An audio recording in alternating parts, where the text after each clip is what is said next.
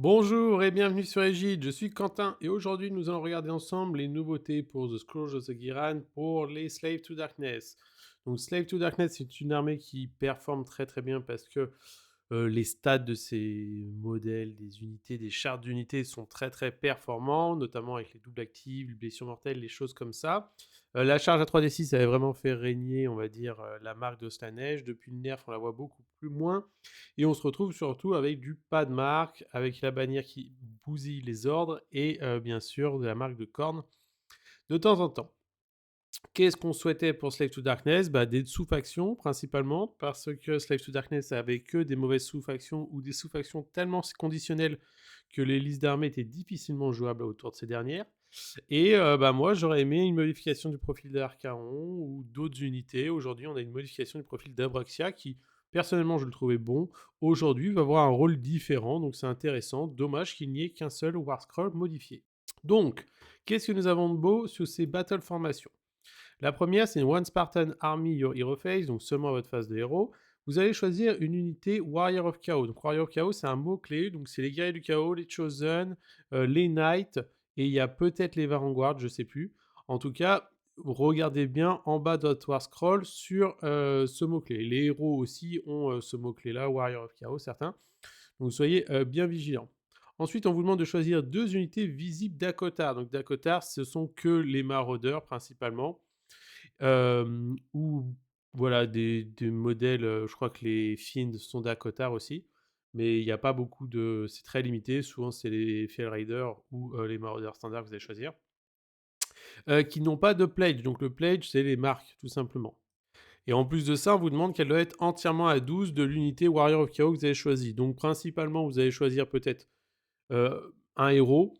Vous avez des unités d'Akotar qui sont autour, ou alors une unité qui n'est pas encore marquée, qui est aux alentours. Et du coup, une fois que vous avez fait ça, jusqu'au début de votre prochain tour, les unités en question vont hériter, donc les unités d'Akotar, vont hériter du pledge, donc de la marque que vous avez donnée à cette unité Warrior of Chaos. Donc c'est très intéressant. Pourquoi? Parce qu'en fait, vous allez pouvoir accélérer virtuellement vos distributions de marques.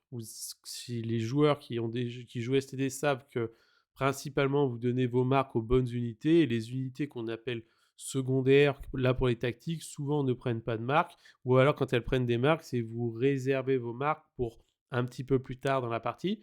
Donc là, ça, je trouve, c'est très intéressant pour donner des marques au Dakota, Darkcoat, je veux dire Darkcoat, principalement parce que souvent vous voulez leur donner des marques, mais ça peut prendre des slots ou autres. Après, il faut vouloir jouer aussi ces unités-là. Ça demande une certaine construction de liste, mais T1, ça peut être très intéressant de prendre par exemple, comment ça s'appelle, les marques de Tsinch pour pouvoir faire les flancs, à voir avec les nouvelles tactiques de bataille, ou alors prendre des marques de cornes pour pouvoir, si vous allez combattre des petites unités, les 2 unités, les 3 unités ont ces marques-là, voire fiabiliser la charge, hein. Vous savez que certaines unités d'Arcot ont des bénéfices par rapport à une distance de charge ou le fait de charger, donc la marque de Slaneige qui quand même fiabilise la charge peut être intéressante. Moi j'aime bien cette sous-faction dans l'idée où vous jouez deux trois unités de maraudeurs, quoi, des Darkcoats, à voir avec le nouveau manuel du général où est-ce qu'on va aller. Mais par contre, c'est sûr que ce n'est pas une sous-faction qui est dédiée à de l'ultra élite en one drop. Globalement, vous n'avez pas de bonne sous-faction STD, à part celle des Dark Codes pour remonter à la vie, mais il faut des Dark Codes. Et les autres sont vraiment trop situationnels pour être vraiment très intéressants. Moi, personnellement, quand je joue STD, la plupart du temps, je joue sans sous-faction parce que je trouve c'est perdre du temps pour faire pas grand-chose. Donc voilà, en tout cas, intéressant. Et la deuxième, Champion of Chaos. Donc je pense que ça va être la sous-faction la plus jouée euh, globalement. Pourquoi? Parce qu'en fait, c'est un passif qui vous dit que vous ajoutez 2 aux attaques caractéristiques des armes de mêlée par les unités non monstres Slave to Darkness Hero. Donc, vous n'êtes pas un monstre et vous êtes un Slave to Darkness Hero. C'est-à-dire que tous vos héros, sauf Archaon, Be'lakor et Abraxia. Vos autres héros sont tout simplement des infanterie, cavalerie. Donc vous êtes un Slave to Darkness héros, donc vous bénéficiez de 2 attaques supplémentaires. Je trouve que c'est une très bonne sous-faction En fait, c'est une très bonne sous-faction parce que les autres sont vraiment rincés, pour faire simple. Mais donc, dans l'idée, vous allez prendre celle-ci et par exemple, votre Chaos Lord sur Demonic Mount qui a 5 attaques, raid -2, dégâts 3 en charge, passe à 7. Vos petits héros à pied, pareil, hein, ça peut quand même saturer. Vous avez certains héros qui ont plusieurs profils d'armes, pourquoi pas. Le Prince Démon, pareil, hein, en état, je le trouve un peu cher, mais c'est un quand vous avez passé de 6 à 8 attaques, raid -2, dégâts 3, non, Rennes -1, dégâts 3, ce qui est quand même -1, ce con. Ça vous fait quand même des profils intéressants. Donc, est-ce qu'une sorte de héros hammer va naître autour de ça? Je ne pense pas parce que vous avez des très bonnes unités en STD. Mais en tout cas, ça va fiabiliser de manière naturelle vos héros qui vont pouvoir combattre. Et je ne serais pas surpris de voir apparaître des listes avec ce combo du petit héros quand il combat, il donne plus un bless à l'unité qui tag du même mot-clé. Et donc, bah, en fait, ça va vous faire gagner des attaques par-ci, des attaques par-ça. Vous avez la possibilité, avec un trait héroïque, je crois, ou un artefact, je sais plus, de combattre 2 fois avec une frappe en dernier. Donc, je la trouve bien. Alors, une fois de plus, entre guillemets, parce que le reste est vraiment naze. Mais c'est une bonne sous-faction. Alors, nous avons le droit aussi à 3 artefacts of power. Je trouve ça bien parce qu'on voyait toujours comment ça s'appelle, le puppet là, pour faire des blessures mortelles à 18 pouces, qui n'était pas exceptionnel. Aujourd'hui, qu'est-ce que nous avons? Amulet of Chaos, End of Any Turn. Elle est très très intéressante. Elle vous dit de prendre une unité visible à 12 pouces du porteur. Donc, entre guillemets, c'est accessible parce que vos unités guerriers ou sorciers peuvent s'avancer, doivent s'avancer, donc vous aurez souvent des unités ennemies à 12 pouces. Ensuite, on vous demande si vous pouvez de choisir une unité Dark Infanterie, donc principalement des maraudeurs ou les héros, qui est en combat avec l'unité sélectionnée. Mais c'est you can, donc vous pouvez, ce n'est pas une obligation. Vous roulez un dé sur un 2 plus des 3 blessures mortelles, donc en fait vous allez à la fin de tous les tours à 12 pouces faire 2 plus des 3 blessures mortelles. C'est très bien, vous pouvez mettre des BM, des choses comme ça, on va pas se mentir.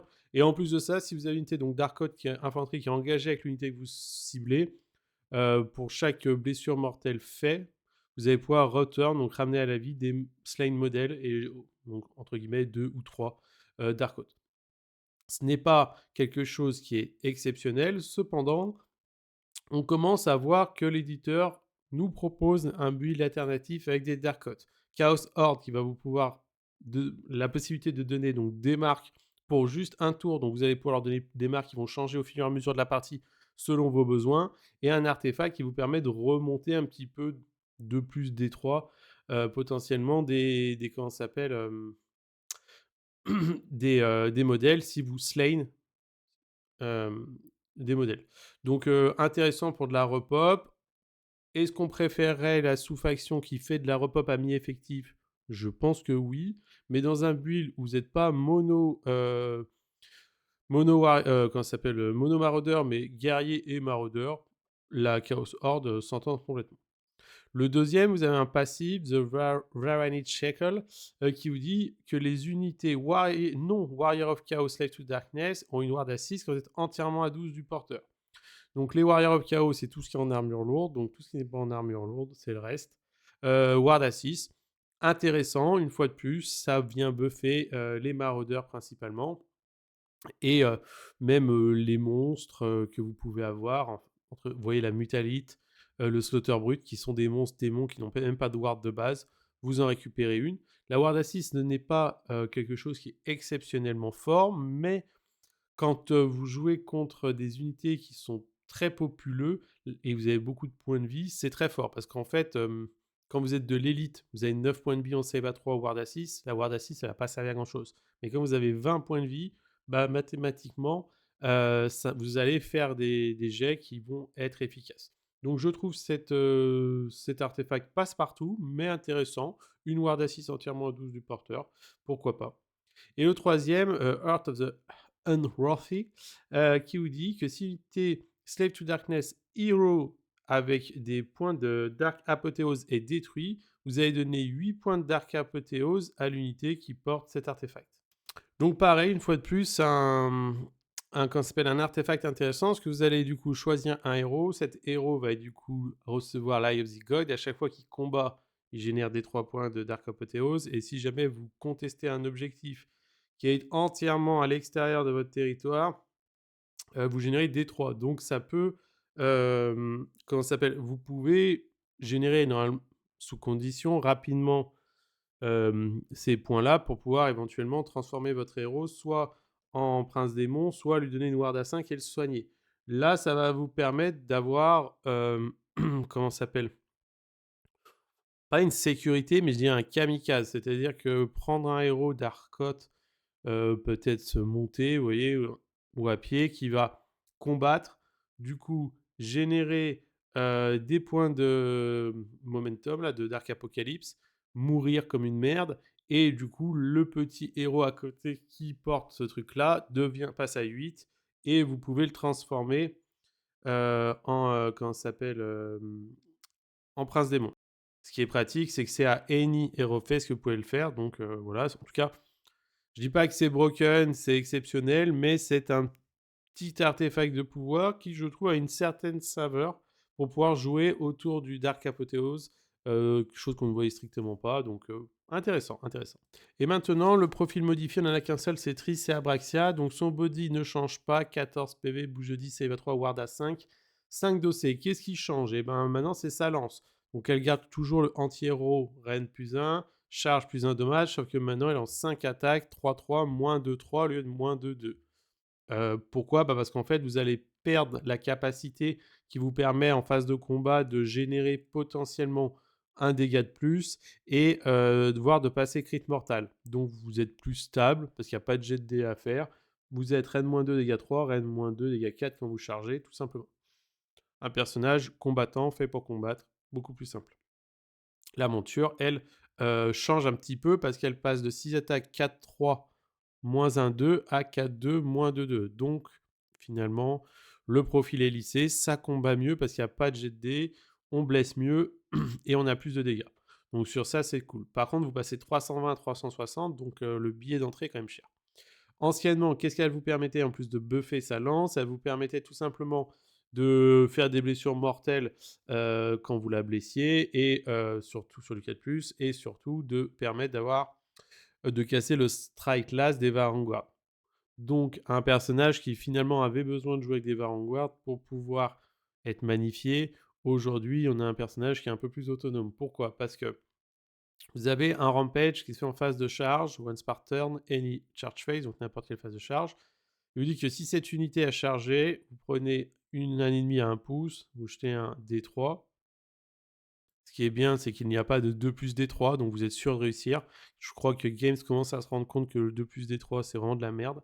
Donc très très intéressant. Et en plus de ça, vous avez la possibilité de rouler 2d6 et vous pouvez vous déplacer de cette valeur. Et en plus de vous déplacer de cette valeur, c'est bien écrit comparé à d'autres rampages ou d'autres capacités que vous pouvez passer au travers des modèles ennemis. Donc même si vous ne volez pas, vous passez au travers si votre socle le permet. Attention, Abraxia a quand même un gros socle, donc c'est pas non plus gratos. Par contre, vous devez finir en combat. Ce qui veut dire que vous n'êtes pas obligé de finir en combat avec l'unité que vous avez traversée. Donc s'il y a des écrans, vous chargez l'écran, vous faites des 3 blessures mortelles, une, 2, 3, on s'en fout. Et après, si vous roulez 2d6, donc en fait, c'est comme si vous faisiez 2 charges finalement, ou une charge à 4d6, pour pouvoir atteindre une autre unité derrière. Très très intéressant. Un très bon rampage dans les mains des bons joueurs. Ça peut faire des blagues, notamment parce que vous pouvez très bien charger un endless spell, le traverser, vous retrouver derrière, charger une unité, vous retrouver sur un décor, un endless spell, autre. Bon, on va pas vous faire les dessins, mais vous avez compris. En phase de combat, your combat phase seulement. Alors attention, ça sera qu'un tour sur deux, vous ne pouvez pas le faire tout le temps. On vous demande de prendre une unité Slave to Darkness non unique. Donc une fois de plus, ça sera tout le monde sauf Abraxia, Archaon, Bellacore. Je crois qu'il n'y a que 3 qui sont nommés dans le BT. Ah si, peut-être la bande des Marauders nommés là, les Darkot. Et donc cette unité Slave to Darkness qui n'est pas nommée, qui n'est pas unique, il faut qu'elle n'ait pas de marque. Donc intéressant parce qu'au final, je trouve ça intéressant parce qu'on n'est pas à dire on donne des cadeaux qu'aux personnes qui ont des marques. Là, on vous dit Only within 12, do 9 have a Pledge of Chaos. Donc finalement, au début de la partie, vous avez quand même beaucoup de personnes qui n'ont pas de marque. Ce qui est bien. Et quoi bien? Ce qui est normal. Et donc, elle va booster ces unités-là. Et en fait, pour le reste du tour, vous ajoutez 1 la pénétration, the range characteristic of melee weapon. Donc intéressant, pourquoi? Bah, parce qu'en fait, vous allez pouvoir grâce à Abraxia, quoi, elle va pouvoir Abraxia accompagner finalement des unités qui peuvent manquer un peu de patates en charge, qui ont besoin de cette reine supplémentaire. Après, bien sûr, il y a une unité, un chausson qui est tout trouvé, c'est vous prenez 10 Chosen, en bannière pas d'ordre, vous ne leur mettez pas de marque, Abraxia les accompagne, les Chosen charge, Abraxia les tag, et du coup, vous vous retrouvez avec des Chosen en reine-2, dégâts 2. Très, très sexy. Voilà, pas grand-chose d'autre à dire, c'est un très bon buff, ça touche quasiment toute l'armée. On vous demande juste de ne pas être unique et ne pas avoir de marque. Donc ça crée un gameplay autour de ça. Vous pouvez même aller chercher des maraudeurs. On va pas se mentir, les Fell Riders, ils sont Ren-1, dégâts 2 en charge, bah, vous pouvez les taguer et les passer en Ren-2, dégâts 2. Donc, vraiment, je trouve que c'est très intéressant, en tout cas, cette approche qu'a Abraxia à ce niveau-là, d'être un peu plus support tout en restant quand même une grosse brute de corps à corps. En plus de ça, elle a End of Any Turn. Si elle conteste un objectif que vous ne contrôlez pas, vous soignez de D6. Bah, 14 PV, CEA3, Ward à 5, soignez de D6, c'est top, hein. On vous demande juste de mettre un pied sur un objectif que vous ne contrôlez pas. Donc, très fort.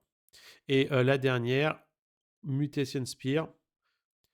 Si jamais vous blessez une unité, donc en plus, on ne vous demande même pas de blesser avec la lance, on vous demande juste de le blesser, hein. Bah, en fait, l'unité que vous allez choisir, parce qu'on vous demande de pick un ennemi, et ben, elle a un OC de 1. Ça peut paraître anecdotique, je trouve ça très très fort.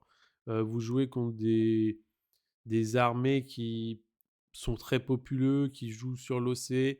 Hop, vous comptez pour 1, elle compte pour 5, elle reprend l'objectif toute seule. Les subs, pareil, vous les passez à 1 d'OC. Les gros persos qui ont 10 d'OC, c'est pareil. Demain, je sais pas, a priori, il y aura des tactiques de bataille basées sur l'OC, contester des décors, des objectifs, choses comme ça. Ça me semble vraiment très très fort. Donc vraiment, le nouveau profil d'Abraxia est très intéressant. Je pense qu'on va en voir beaucoup autour de listes spécifiques construites autour d'elle.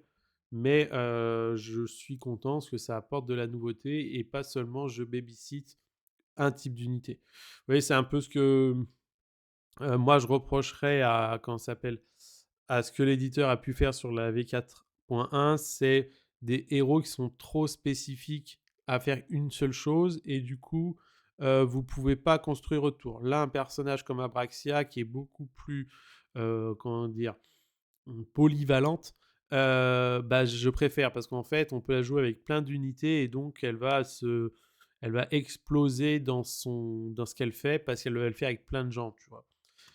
Donc voilà, je ne sais pas ce que vous pensez de ces ajouts. Moi, je trouve ça intéressant. L'armée va gagner comme ça un nouveau kit parce qu'elle en avait besoin, même si elle restait fort. Et j'espère qu'en tout cas, vous êtes satisfait de ça. N'hésitez pas à dire en commentaire qu'est-ce que vous attendiez et qu'est-ce que vous pensez de cela. Et bien sûr, je vous invite à aller faire un tour sur la boutique partenaire Phoenix Wargames. Vous avez 10% de réduction avec le code EGID en majuscule. Merci à vous, ciao dans une prochaine vidéo.